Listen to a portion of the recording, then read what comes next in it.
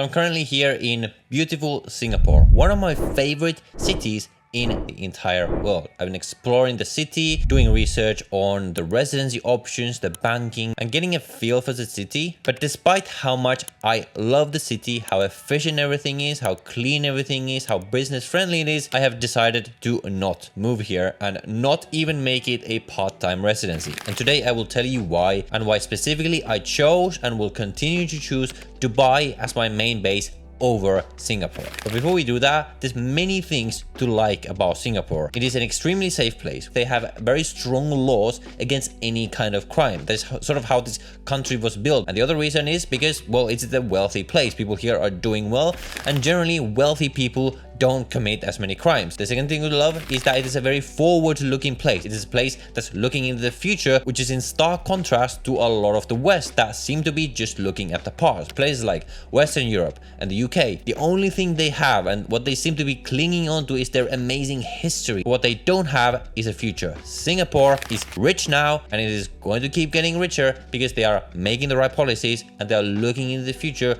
and they're very practical in improving people's living standards. Number three, it is a very modern place that is very efficient. Things just work here extremely well, and it's one of the freest and best countries to do business, to build wealth, and to make money. It's a place that is very hardworking, where working hard is encouraged. So specifically, if you're an entrepreneur like myself, this is exactly the kind of place where you want to be. So with all of that praise out of the way, why did I not move here? Well, the number one reason is the cost of living here, specifically the cost of rent and real estate. So just as an example, in the city of Kuala Lumpur, which is like an hour flight away from here, I can get the same standard place that would cost like $4,000 here for $1,000, even $600, $700, something like that. Now, of course, I could pay the rent here. I make a very good amount of money. I've talked about my income on this channel before, but just because I could pay doesn't mean that it makes sense for me to pay the rent when I have access to options elsewhere where I can get the same standard for much less.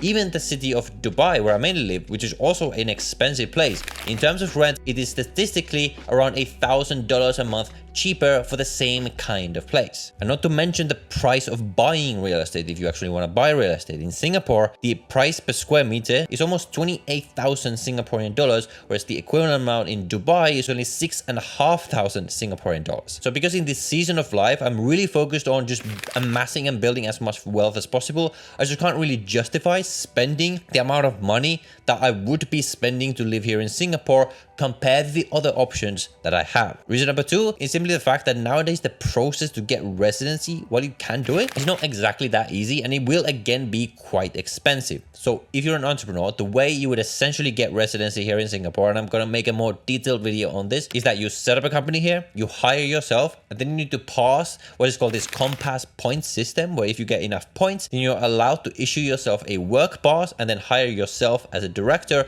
and that will allow you to live in Singapore. So while on the surface that sounds like a very similar process to Dubai, in Singapore it is more complicated. For example, companies here require an annual audit, they require local directors, so if you don't have yourself as a director, you're gonna need to have someone else. And to pass this points test, you would most likely need to pay yourself a minimum salary, which means that you have to pay personal income tax on that salary as well, which actually just brings us back to the cost. If you run a company here, you're taxable here. While Singapore has low taxes compared to the West, it is not zero tax like Dubai. You pay 17% corporate income tax, as well as up to 22% personal income tax. Now, dividends to Singaporean residents are tax-free, so basically you could structure it in such a way that you only pay yourself whatever the minimum salary is to get that employment pass, and then rest of it is dividends, meaning you only really pay the 17% in taxes, but 17% is still 17%. It's quite a lot, sizable chunk. Again, comparing to the other options that I have access to. So again, I can't quite justify going through this process and this hassle to get Singapore residency when I can get one much more easily and much more cheaply in Dubai. And I also don't even want to make Singapore a second residency, because to have a second residency, I would also need to set up the company, hire myself, and now I would have a company in Singapore. I would also have my company in Dubai to maintain my residency there, and it would just get quite complicated to figure out, like, okay, I need to run this amount of business through this company and all this. At this stage of my life, I just don't quite want to deal with that. The third reason, which we kind of already touched on, is tax. It's not high tax, but it is not zero tax. And while in Singapore, I would actually be very happy to pay the 17% tax, because in here you actually get a lot of value for the taxes. Unlike the West, where you pay a lot more and you get a much less. You don't get the things in the West that you're supposed to get with your taxes. But again, when I have access to 0% tax or even 9% tax if I'm above the small business threshold in Dubai, that's still much less than 17%, and I get most, if not all, of the same things in Dubai as I would get in Singapore. So again, I don't think the taxes here are unreasonable by any means, but compared to the options I have, I can't quite justify it. And the reason number 4, which is not the biggest one, but it still matters, and it's that Singapore just lacks fun to me. I like to be in a place that's very business focused, like Dubai, but I also like to have access to a lot of activities, a lot of fun. That's one of the reasons why I aim to have Bali as one of my residencies in my residency portfolio for part of the year, because for part of the year, I want to get access to a lot of fun. And what I like about Dubai is that while it's a very work culture, you also get access to a lot of fun. There's beach club, there's so many activities to do. It's almost like an amusement park, which when I'm not working, I like to have access to these things. Whereas Singapore just feels like a work city. Like it doesn't have as many things to do as a Dubai, as a Bali, as a Bangkok, for example. So as a young guy specifically, I just like to have access to a lot of things to do. And sometimes Singapore doesn't quite have those. Now this wouldn't be a deal breaker for me, because of course I could have Singapore as my business base and let's say Bali or Bangkok or both as my fun base. And because Singapore is very close to those places, it would work. But again, it's just another reason that Singapore is slightly missing out on. Because again, if I'm paying all the costs of living in Singapore, it sort of would make me question, okay, why am I paying all this money when I could get access to more plus the fun for a much lower price in Dubai? So these are the main reasons why I have still chosen Dubai as my main base over Singapore. Doesn't mean that it's going to be like this forever. I fully understand why many people would choose Singapore. There's many things to like. For example, if you're really into nature, Singapore is a city in the nature, like it's a city literally built in almost a rainforest, which is really awesome. Whereas Dubai is a city in the desert.